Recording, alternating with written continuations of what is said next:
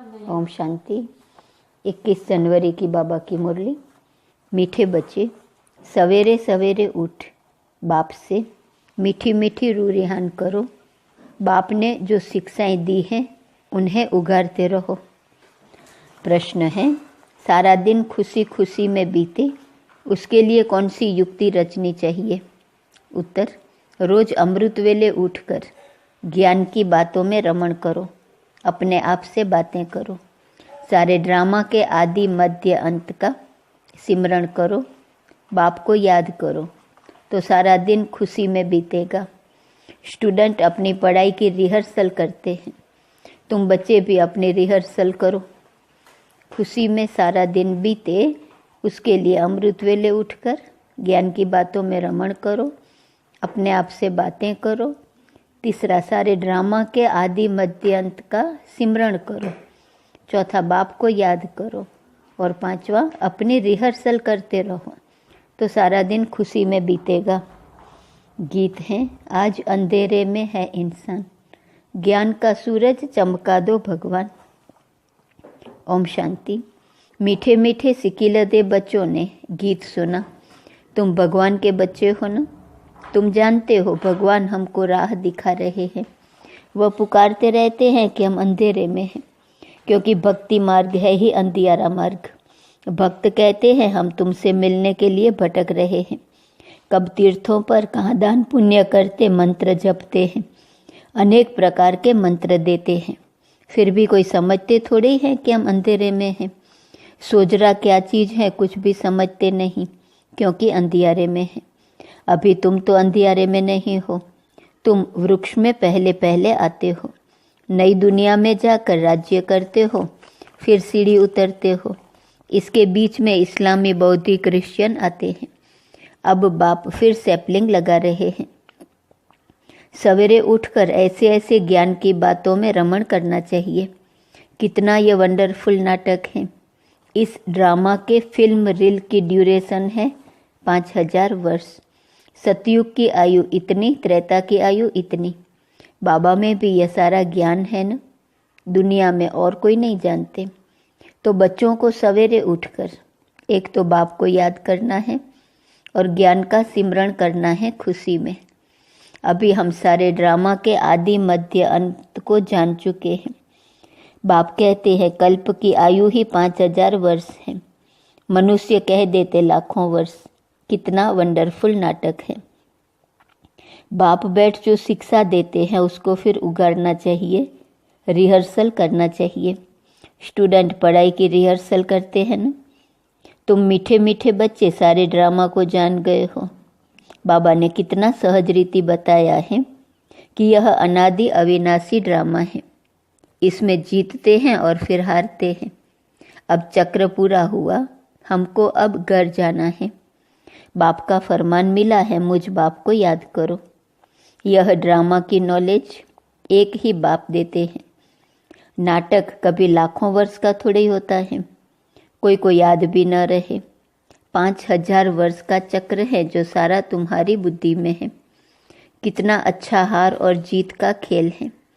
सवेरे उठकर ऐसे ऐसे ख्याल चलने चाहिए। हमको बाबा रावण पर जीत पहनाते हैं। ऐसी ऐसी बातें सवेरे सवेरे उठ अपने साथ करनी चाहिए तो आदत पड़ जाएंगी। इस बेहद के नाटक को कोई नहीं जानते हैं। एक्टर होकर आदि मध्य अंत को नहीं जानते हैं। अभी हम बाबा द्वारा लायक बन रहे हैं। बाबा अपने बच्चों को आप समान बनाते हैं। आप समान भी क्या, बाप तो बच्चों को अपने कंधे पर चढ़ाते हैं। बाबा का कितना प्यार है बच्चों से, कितना अच्छी रीति समझाते हैं। मीठे मीठे बच्चों, मैं तुमको विश्व का मालिक बनाता हूँ। मैं नहीं बनता हूँ, तुम बच्चों को बनाता हूँ। तुम बच्चों को गुलगुल बनाकर फिर टीचर बन पढ़ाता हूँ। फिर सदगति के लिए ज्ञान देकर तुमको शांति धाम, सुख धाम का मालिक बनाता हूँ। मैं तो निर्वाण धाम में बैठ जाता हूँ। लौकिक बाप भी मेहनत कर, धन कमाकर, सब कुछ बच्चों को देकर खुद वानप्रस्थ में जाकर भजन आदि करते हैं। परंतु यहाँ तो बाप कहते हैं अगर वानप्रस्थ अवस्था है तो बच्चों को समझाकर तुम्हें इस सर्विस में लग जाना है।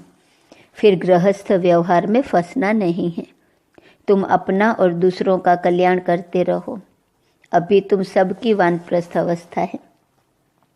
बाप कहते हैं मैं आया हूँ तुमको वाणी से परे ले जाने लिए। अपवित्र आत्माएं तो जा न सके। यह बाप सन्मुख समझा रहे हैं। मजा भी सन्मुख में है।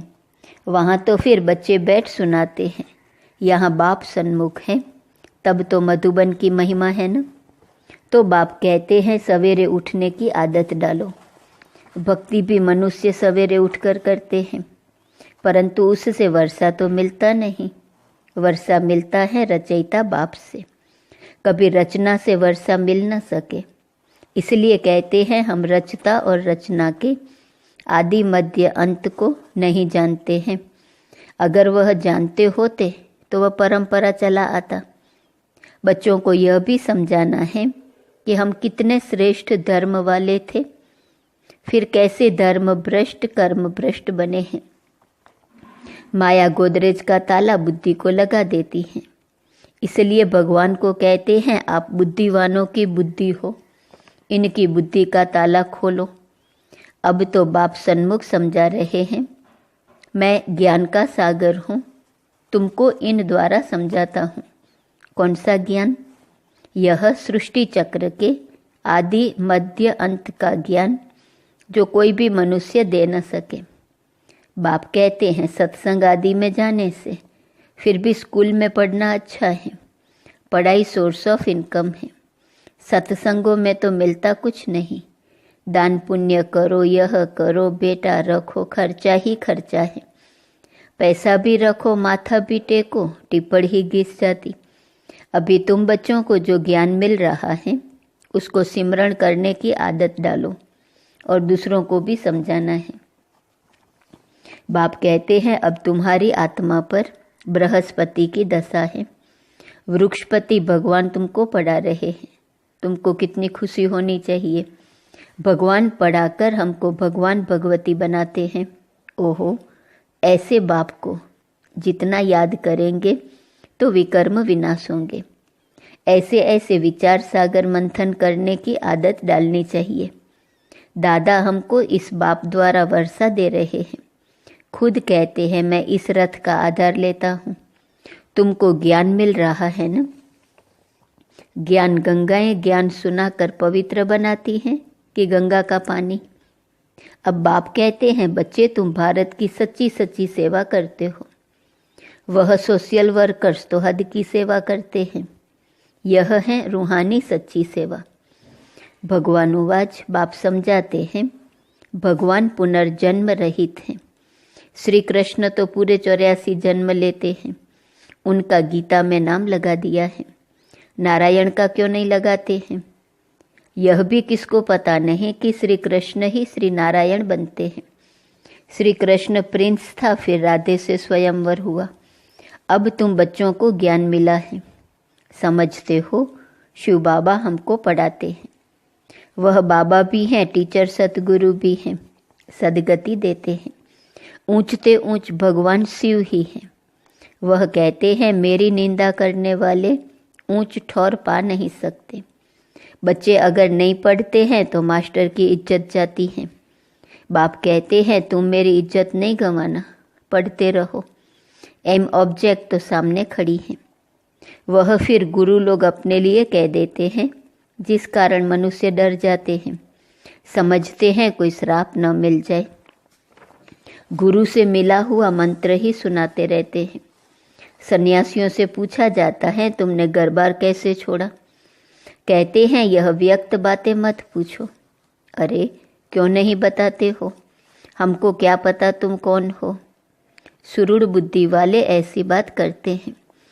अज्ञान काल में कोई कोई को नशा रहता है। स्वामी राम तीर्थ का अनन्य शिष्य स्वामी नारायण था। उनकी किताब आदि बाबा की पढ़ी हुई है। बाबा को यह सब पढ़ने का शौक रहता था। छोटेपन में वैराग आता था। फिर एक बार बाइस्कोप देखा, बस वृत्ति खराब हुई, साधुपना बदल गया। तो अब बाप समझाते हैं वह सब गुरु आदि हैं भक्ति मार्ग के। सर्व का सद्गति दाता तो एक ही है, जिसको सब याद करते हैं। गाते भी है मेरा तो एक गिरधर गोपाल, दूसरा न कोई। गिरधर श्री कृष्ण को कहते हैं। वास्तव में गाली यह ब्रह्मा खाते हैं। श्री कृष्ण की आत्मा जब अंत में गांव का छोरा तमो प्रधान है, तब गाली खाई है। असल में तो यही श्री कृष्ण की आत्मा है ना। गांव में पला हुआ है। रास्ते चलते ब्राह्मण फंस गया, अर्थात बाबा ने प्रवेश किया। कितनी गाली खाई, अमेरिका तक आवाज चला गया। वंडरफुल ड्रामा है। अभी तुम जानते हो तो खुशी होती है। अब बाप समझाते हैं यह चक्र कैसे फिरता है। हम कैसे ब्राह्मण थे, फिर देवता क्षत्रिय बने। यह 84 का चक्र है। यह सारा स्मृति में रखना है। रचता और रचना के आदि मध्य अंत को जानना है, जो कोई नहीं जानते हैं। तुम बच्चे समझते हो हम विश्व का मालिक बनते हैं, इसमें कोई तकलीफ तो नहीं। ऐसे थोड़े ही कहते आसन आदि लगाओ। हठयोग ऐसे सिखलाते हैं, बात मत पूछो। कोई कोई की ब्रेन ही खराब हो जाती है। बाप कितनी सहज कमाई कराते हैं। यह है 21 जन्मों के लिए सच्ची कमाई। तुम्हारी हथेली पर बहिष्ठ है। बाप बच्चों के लिए स्वर्ग की सौगात लाते हैं। ऐसे और कोई मनुष्य कह न सके। बाप ही कहते हैं। इनकी आत्मा भी सुनती है। तो बच्चों को सवेरे उठ ऐसे ऐसे विचार करने चाहिए। भक्त लोग भी सवेरे गुप्त माला फेरते हैं, उसको गौमुख कहते हैं। उसमें अंदर हाथ डाल माला फेरते हैं, राम राम, जैसे कि बाजा बजता है। वास्तव में गुप्त तो यह है बाप को याद करना। अजपा जाप इसको कहा जाता है। खुशी रहती है। कितना वंडरफुल ड्रामा है। यह बेहद का नाटक है, जो सिवाय तुम्हारे और कोई की बुद्धि में नहीं है। तुम्हारे में भी नंबरवार पुरुषार्थ अनुसार है बहुत इजी। हमको तो अब भगवान पढ़ाते हैं, बस उनको ही याद करना है। वर्षा भी उनसे मिलता है। इस बाबा ने तो धक से सब कुछ छोड़ दिया, क्योंकि बीच में बाबा की प्रवेशता थी ना। सब कुछ इन माताओं के अर्पण कर दिया। बाप ने कहा इतनी बड़ी स्थापना करनी है, सब इस सेवा में लगा दो। एक पैसा भी किसको देना नहीं है। नष्ट मोहा इतना चाहिए। बड़ी मंजिल है। मीरा ने लोकलाज विकारी कुल की मर्यादा छोड़ी तो कितना उनका नाम है। यह बच्चियां भी कहती हैं हम शादी नहीं करेंगी, लखपति हो कोई भी हो, हम तो बेहद के बाप से वर्षा लेंगी। तो ऐसा नशा चढ़ना चाहिए। बच्चों को बेहद का बाप बैठ श्रृंगारते हैं। इसमें पैसे आदि की दरकार भी नहीं है। शादी के दिन वनवा में बिठाते हैं, पुराने फटे हुए कपड़े आदि पहनाते हैं। फिर शादी के बाद नए कपड़े जेवर आदि पहनाते हैं। यह बाप कहते हैं मैं तुमको ज्ञान रत्नों से श्रृंगारता हूँ, फिर तुम ये लक्ष्मी नारायण बनेंगे। ऐसे और कोई कह ना सके। बाप ही आकर पवित्र प्रवृत्ति मार्ग की स्थापना करते हैं। इसलिए विष्णु को भी 4 भुजा दिखाते हैं। शंकर के साथ पार्वती, ब्रह्मा के साथ सरस्वती दिखाई है। अब ब्रह्मा की कोई स्त्री तो है नहीं। यह तो बाप का बन गया। कैसी वंडरफुल बातें हैं। माता पिता तो यह है ना। यह प्रजापिता भी है। फिर इन द्वारा बाप रचते हैं तो माँ भी ठहरी। सरस्वती ब्रह्मा की बेटी गाई जाती है। यह सब बातें बाप बैठ समझाते हैं। जैसे बाबा सवेरे उठकर विचार सागर मंथन करते हैं, बच्चों को भी फॉलो करना है। तुम बच्चे जानते हो कि यह हार जीत का वंडरफुल खेल बना हुआ है। इसे देखकर खुशी होती है, घृणा नहीं आती। हम यह समझते हैं हम सारे ड्रामा के आदि मध्य अंत को जान गए हैं, इसलिए घृणा की तो बात ही नहीं। तुम बच्चों को मेहनत भी करनी है, गृहस्थ व्यवहार में रहना है, पावन बनने का बीड़ा उठाना है। हम युगल इकट्ठे रह पवित्र दुनिया का मालिक बनेंगे। फिर कोई कोई तो फेल भी हो पड़ते हैं।